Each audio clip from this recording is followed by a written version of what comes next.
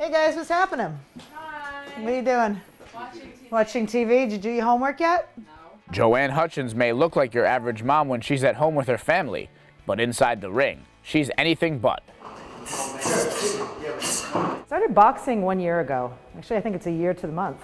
And I signed up for Fight for Charity, and boxing training started immediately. It's a bit misleading, since Hutchins has over a decade of kickboxing and mixed martial arts experience under her black belt in karate.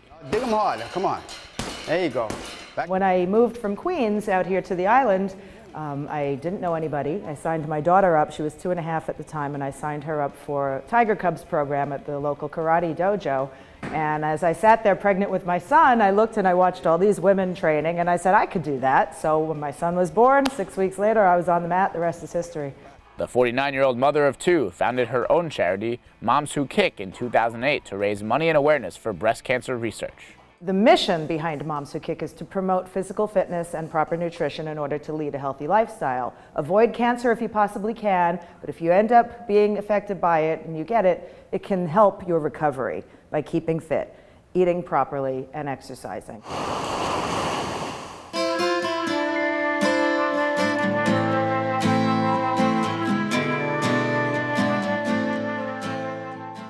Every year for the past decade, David Williams and his wife make the same trip to watch the same race.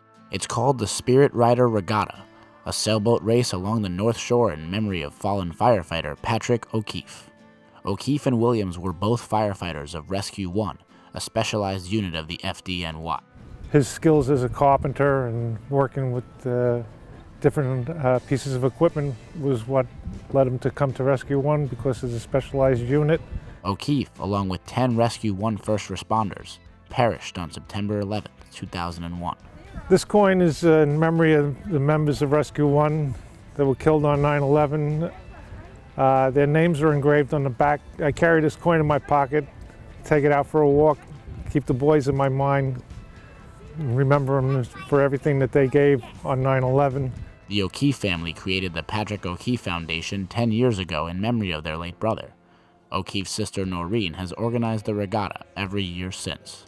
The whole purpose of the race is to raise scholarship money for young people who suddenly find themselves having to start their life over. I like doing gymnastics with my friends because it makes it more fun. That's right. Stephen is in my Chopsticks program. It's a karate and gymnastics program. We did, today was our first day of class, so we were reintroducing a lot of the skills, our stances, our lineup stance, our ready stance, our pullback hand stance, our ready positions. Good job, Stephen, very nice, tight hands. We talked a lot about making sure that our body and our mind are connected and focused, and that we are punching strong, that we're punching with a nice straight arm, that when our block is going up, our block is going up nice and high so that we're actually doing a skill. So Stephen did a number of karate skills with us today. Oh, Stephen, you're too fast for me. It's a welcome break from today's norm of computers, tablets, and TVs that kids have become so accustomed to in their daily routines. There you go, way to get up there. Childhood obesity and cancers are rising, and probably a large component is inactivity, diet, inactivity. So keeping the kid active is incredibly important. With the harmonica, it's right up close. You provide the vibrato with your hand. It's a very intimate instrument, so you get all your emotions into that sound.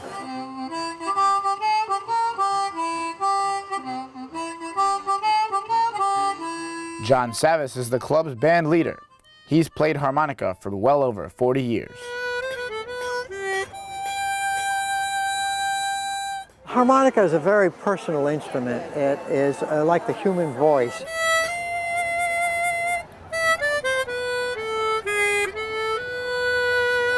There's so many different textures that you can get out of the instrument. It's just an easy instrument to carry, of course. I mean, that's obvious. But the harmonica just has a sound that no other instrument has.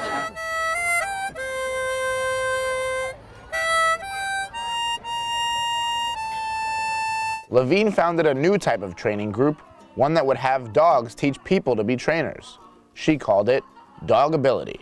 Dogability is a canine-assisted activities program for kids and adults with and without special needs. If we could train and expose therapy dogs who are certified, trained, and insured to run through a tunnel, jump a few jumps, sniff out the dog cookies hiding under boxes, that the kids and the adults could actually learn to train dogs. And that's how the whole thing grew from there. In just over a year, Levine has assembled a large group of loyal volunteers and their therapy-certified companions who devote their Sunday afternoons to working with eager program participants with a wide range of disabilities. Harvey Gerstel and his dog Molly have been involved with the program from the very beginning. There's a lot of satisfaction. It's a really good feeling to see that Molly's doing a lot of good. She brings a lot of joy to people. It's really it's a win-win situation for myself, for Molly, and for the kids that participate in the program. For Push Paws in Wantagh, this is Louie Dane.